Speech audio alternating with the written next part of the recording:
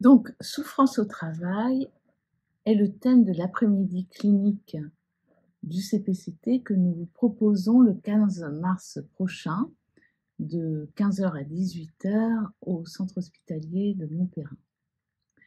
Les formes de la souffrance au travail sont nombreuses, je ne vous apprends rien, et parfois dramatiques. Les médias s'en font l'écho et relèvent qu'elles sont liées aux nouvelles conditions de travail. Exigence de rentabilité accrue, management par le chiffre plutôt que par le sens, précarité de l'emploi, insécurité et interchangeabilité des professionnels et d'autres raisons évidemment. Que dit le CPCT de ces moments?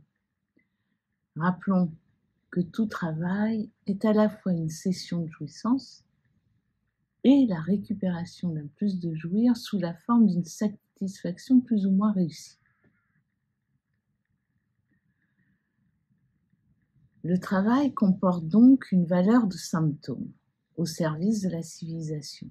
À ce titre, il a des effets de construction, mais aussi des effets de destruction, bien que moins visibles.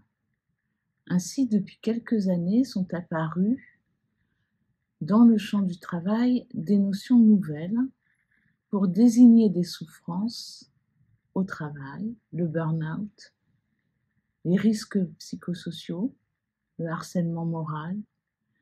L'alliance du capitalisme et de la science a pour conséquence de nécessiter de moins en moins de travailleurs, auxquels suppléent des robots toujours plus performants, et on verra ce que va produire aussi l'arrivée de l'IA. Donc, la concurrence effrénée pour trouver une place qui en découle peut avoir des effets délétères. Le dernier enseignement de Lacan livre des repères tout à fait intéressants et pertinents pour interroger les formes actuelles du malaise au travail.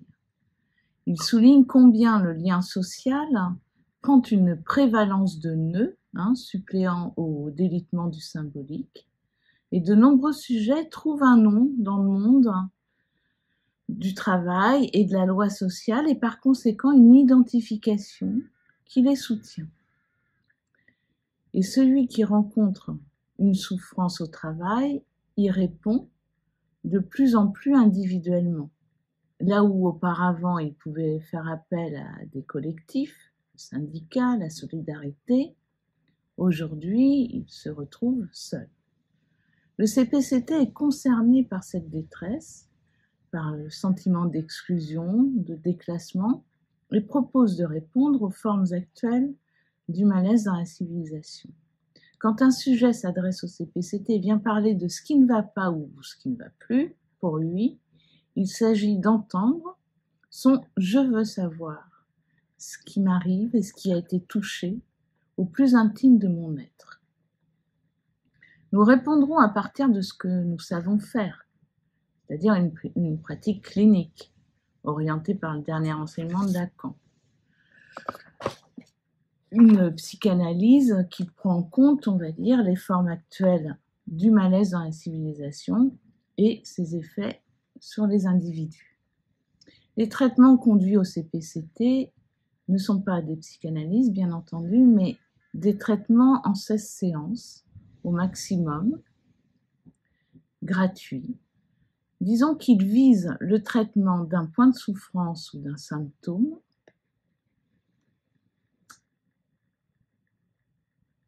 qui se révèle au travail. La perspective n'est pas la guérison, mais de trouver, on va dire, un réaménagement possible avec son symptôme, un allègement, et d'en tirer les conséquences de ce que le sujet aura pu découvrir de lui-même. Je vous proposerai donc à partir de plusieurs consultations c'est les consultations à l'entrée du dispositif du CPCT, suite auquel le traitement se déroule en 16 séances. En effet, ces demandes adressées au CPCT, sous couvert d'une souffrance vécue au travail, ne ressortent pas d'une même logique subjective. Donc il s'agit pour nous d'en extraire le plus singulier de chaque demande. Donc orienté par la médecine du travail, par un collègue, un ami, ou encore ayant trouvé l'adresse du CPCT sur Internet, comme ça arrive fréquemment aujourd'hui, en arrêt, en burn-out ou en interdiction de travailler lors du confinement que nous avons connu, des sujets en souffrance dans leur rapport au travail s'adressent au CPCT. Elles et ils veulent franchir l'impasse pour que ça change. Une première consultation, donc à l'entrée du dispositif, accueille cette décision d'importance. La demande s'élabore, se singularise dans cette adresse à un qui écoute. Dès lors, il s'agit d'accueillir leur décision, de venir parler, d'attraper les signifiants particuliers du sujet pour repérer sa position.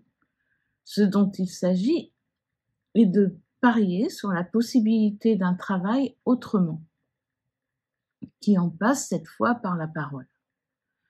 Donc, et de repérer une possibilité, ou donner en tous les cas place à une possibilité d'énonciation singulière.